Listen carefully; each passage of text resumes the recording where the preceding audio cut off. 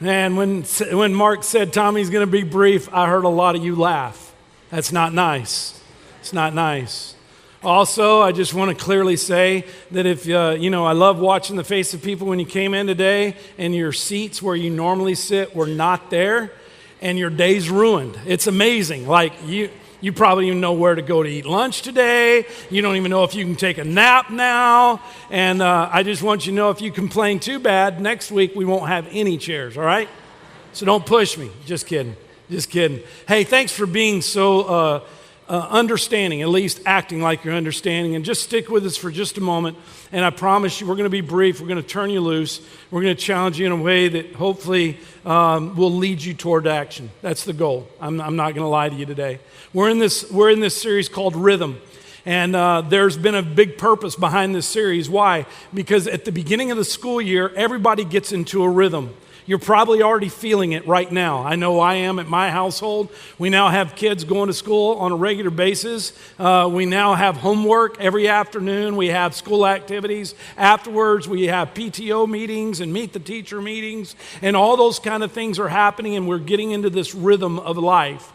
You've probably sensed it as well. If you have kids involved in sports, high school football starting up again, bands and all those kind of things that are happening, volleyball tryouts and practices, and everything's happening, and we're developing this rhythm of life. Sometimes the rhythm seems really, really fast, but we all have a rhythm. The challenge of this series is this. Just like you create rhythms in life out in the world, our challenge to you is that you would create a rhythm to life here at Second Baytown. Our first challenge to you was the rhythm of worship. That worship is not just what we do on Sunday mornings, although that's a part of it. Really, the rhythm of worship is how we live our lives Monday through Saturday. And then last week, Mark talked about the idea of the rhythm of connecting with people, connecting in small groups specifically. We made the request for you to get in a group. And what I find amazing in church work, I'll put my cards on the table. I find it interesting in church work when we challenge people to get into a group, people go, ooh, wait a minute, I don't know that I can do that. That's really uncomfortable. I don't know that that's good. But here's what's interesting to me. I watch you because I live the rhythm outside of this church. I watch you, just like me, get into groups outside of church. What do I mean by that? Well, our kids get involved in sports. So we hang out with a group of people. We create a small group of people who we go do sports with our kids. We may even stop and have dinner afterwards, and we talk about the week. We talk about how the games went and the tournament that's coming up. We create groups within organizations that we join, and we go to those meetings and we meet with folks. We join PTOs and all those kind of things. We get into small groups. They're just not spiritually driven small groups. And our challenge to you is that you would make a rhythm choice this year to get into a group, a spiritually driven group, a group that might challenge you in your walk with Christ. And so that's where we've been. Today is this. Here it is. I'm going to ask you to get into a rhythm of serving here at Second. Now, I have no doubt in my mind, because I look across this audience today, and I have no doubt in my mind that many of you serve on different committees and different organizations. Some of you are involved in, as I've said, PTOs. Some of you are involved in sports organizations, band parents, and all those kind of things.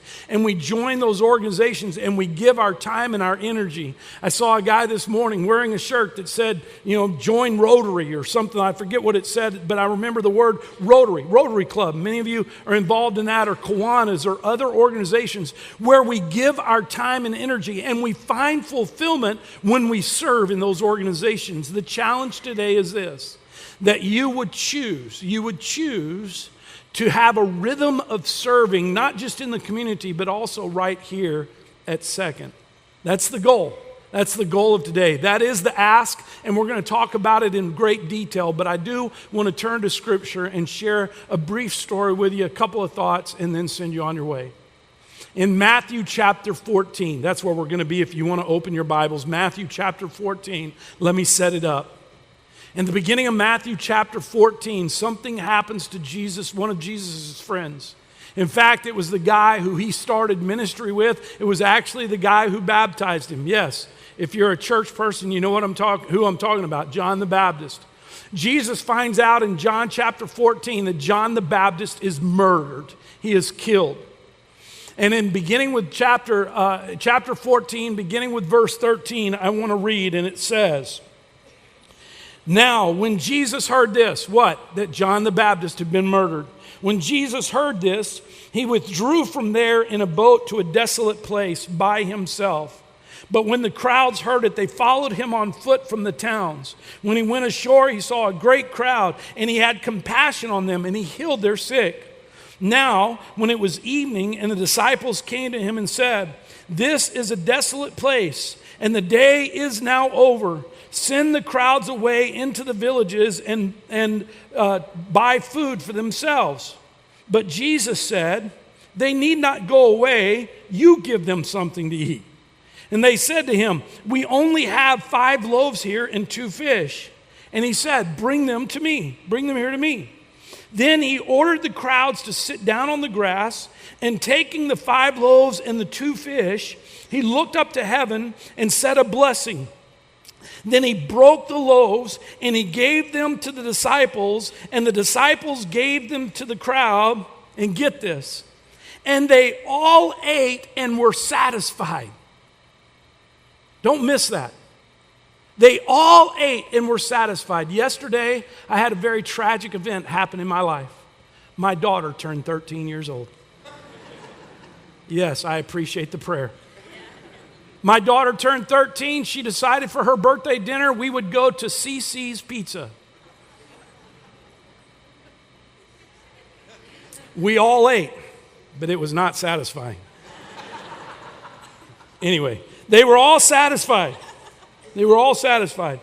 And it says, and they took up 12 baskets full of broken pieces left over.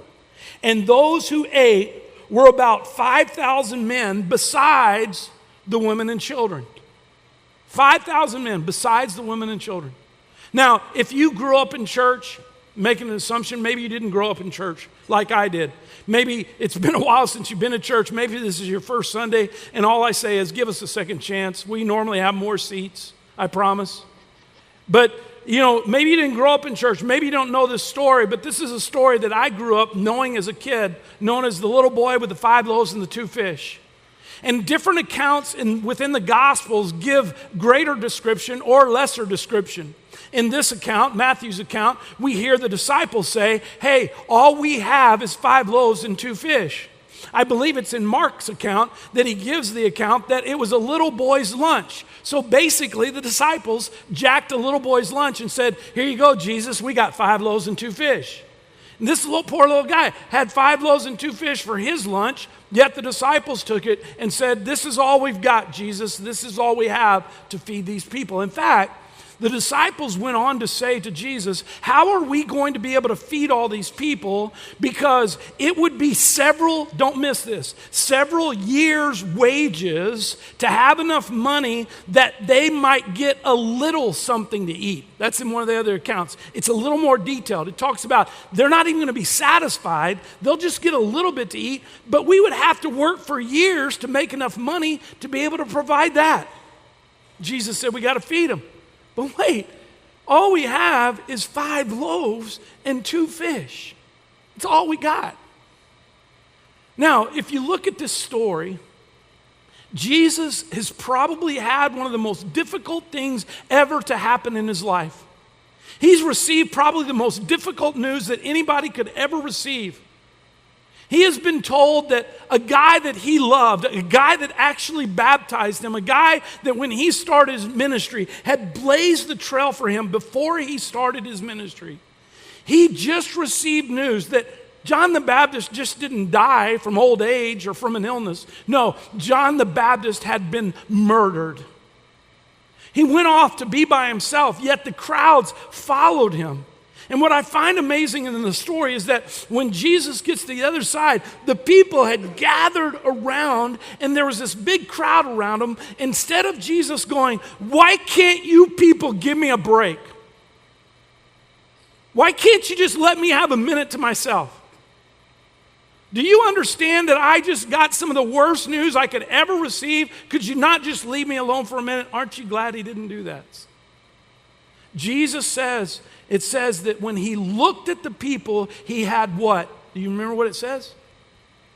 Compassion. He had compassion for them. And he began to heal their sick, and he began to minister to them. And then he began to see a real need. He took his eyes off of himself. He didn't look at his own need. He didn't even think about himself. He saw the people, and he had compassion for the people, and as a result, he responded to the people's needs. Folks, get this. Before you're ever going to want to serve anywhere, you got to take your eyes off yourself.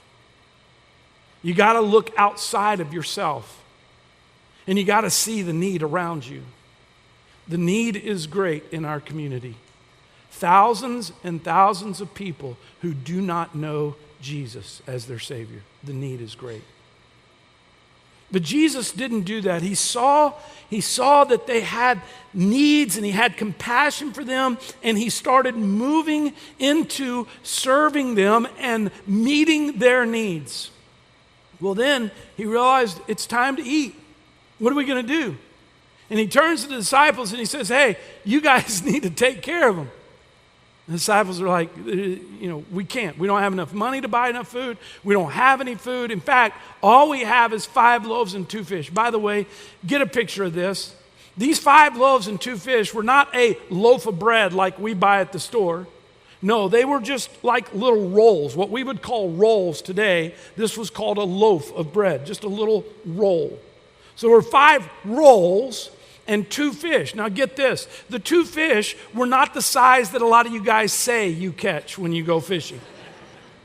No, these 2 fish were little bitty fish. They were small fish, and they'd been packed in a lunch by a mom for a little boy. Now can I just talk about that for just a minute? And we really don't know a lot about this indescript person. In fact, I'm going to take a lot of liberty right now. I'm just going to be honest with you. I'm taking the liberty here. But I picture a mom at home preparing a lunch for her son that's about to head off for the day. We've gotten in the rhythm of school. And for most part, our kids take their lunch to school. Every once in a while they want to buy it. I'm not sure why, but they take their lunch. And what's interesting to me is our boys particularly love to take in their lunch one of these frozen peanut butter jelly discs is what I call them. I know it says sandwich on the box, but it's a frozen disc of bread, peanut butter, and jelly.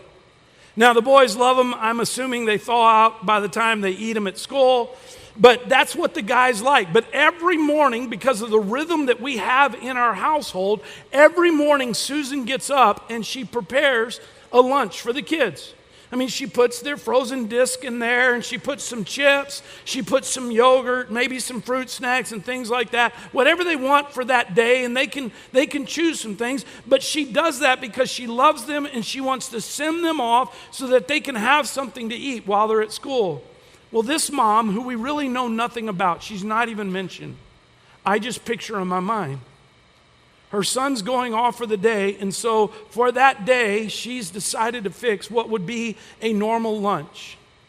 She prepared it, not thinking that it was much. In fact, she's a very indescript person. We don't know anything about her. It seemed like a very insignificant lunch. But yet that insignificant lunch fed 5,000 men, not even counting the women and children. Now, I think we can very safely say in today's world that would be 5,000 men, 5,000 women, wives, and 1 boy and 1 girl per family. Unless you're the Clements household, you have 8. But so there's easily 15 to 20,000 people that ate, and don't miss this, were satisfied. Their need was completely met. Completely met. In fact, the story tells us that there were leftovers, even though everybody was satisfied. Now, see, the big ask is this. Everybody in this room, probably everybody, the majority of everyone in this room, whether you're an official member. In other words, your name's on the roll of Second Baytown. Or maybe you've been attending a long time and that's kind of your goal. You're just going to attend. You come on Sunday morning, kind of go do your thing the rest of the time. But you consider this, more than likely, most of the people in this room consider this place your church. It's your church. So I want to tell you, as the senior leader of this church, our hope and our desire, and can I just be blatantly honest with you? My expectation is that everybody that calls this place their church home would serve. Would serve. I've said it before and I'll say it again. I don't expect everybody in this room to do multiple things. In fact, we don't need you to. We need you to do one thing and do that one thing well. Whatever it is that God is speaking to your heart about, we want you to do that one thing and we want you to do it very well. Now see, the goal in this is that you would bring what you think is insignificant, that you would bring what you would think wouldn't be noticed at all. It's just a simple 5 loaves and 2 fish. I'm not that eloquent with speech. I'm not that important of a person. I don't have many gifts and I don't have many talents. But that you would bring what you consider to be insignificant and that you would bring it and use it here. Here's the key phrase that everybody missed, I promise, I think, in the passage that is very important to this whole deal. Jesus says, we got to feed them. He said, well, all we have is 5 loaves and 2 fish. And here's what Jesus says. Bring them here to me. Bring them here to me. Whatever insignificance you think you have, bring it to me, because when I get hold of it, it becomes significant. Bring it to me. Jesus is wanting each and every one of us, whatever talent we have, whatever gift we have, whatever we think may be insignificant, he's saying, hey, I just want you to bring it to me. Create a rhythm of serving in your local body and bring that gift to me and let me do what I do best through you. So that many, don't miss this, so that many will be satisfied. So here's my ask. I'm about to turn you loose here in just a second. I told you it's a short sermon. Inside your worship folder, everybody has one of these. Take it out, please. Everybody take it out. So that means you got to take your eyes off me for just a moment. Look down in your worship folder, pull it out. If for some reason you didn't get one of these, there are plenty at all the tables, and I'm going to encourage you in a moment, if you didn't get one of these, to go to a table and get one. Here's the first thing I want to ask you to do. I want to ask you to fill this card out. Fill it out right now. There's pens in the seats. Maybe you have one in your purse or in your pocket. Pull out a pen, write your name, write your phone number, write your email, write your address. Get this, listen, I don't care if you've been a member or attending here for 68 years or 68 days. I want you to fill this out. Take time to fill it out right now. And then what I'm going to ask you to do is one of two things. Either you might already be serving in a ministry. And so you can jump right down to the bottom of the card. There's a little box to check that says, I'm already serving in, and you write it out there. No making stuff up. We know what ministries we have. Do not create one that we don't have and say you're serving there. Now, if for some reason you are not plugged into a ministry, then I want you to look up at the top of the card. Or maybe you want to plug into another one.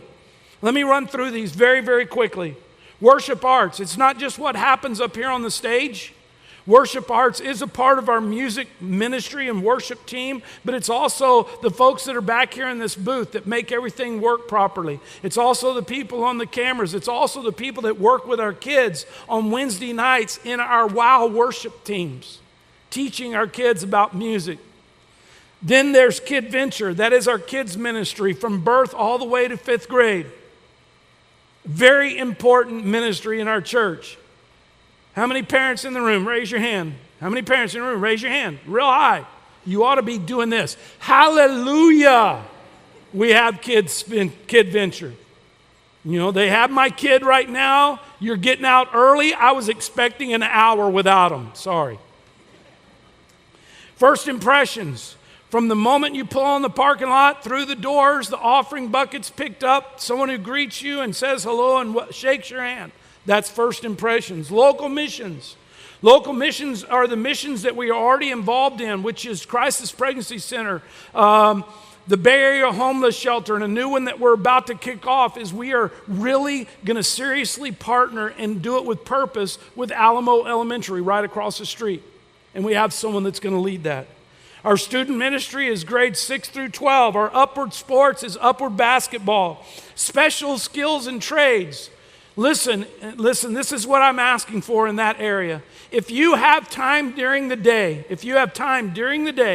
not every day, but every once in a while, as needed, if you could come up here and help us with clerical work, stuffing envelopes, separating things, printing things, and doing things like that, we could really use some help from time to time. We'd love to be able to call you. That's the special trades and skills. Overflow is our coffee bar, which a lot of people don't know it's over there, but today you'll be able to go experience coffee and donuts over there. Angel Tree is our ministry to kids whose parents are incarcerated. Small groups, we know what that is, and you need to be in one. And then Special Needs is a ministry that we started last year, and that's exactly what it means. It's to parents and kids who have special needs. Phenomenal ministry. I'm asking you to pick a ministry. And then I want you, if you fill it out and you want to make it the easy route, in a minute, Mark can tell you, you can drop that in the bucket and go get a cup of coffee and a donut and head out the door. But I'm also asking you that maybe you ought to hang on to this card and go visit the tables and talk to these people. Maybe you want to know more about Angel Tree. Maybe you want to know more about worship arts or first impressions or name it. You name it. You can go by any of these tables and talk to these folks. Give them your card. Talk to them. Get more answers to your questions. I'm asking very clearly that you would bring what you think is insignificant to the one who is the most significant of all, Jesus Christ. And let him do much with what you have so that many, many will be satisfied. Mark.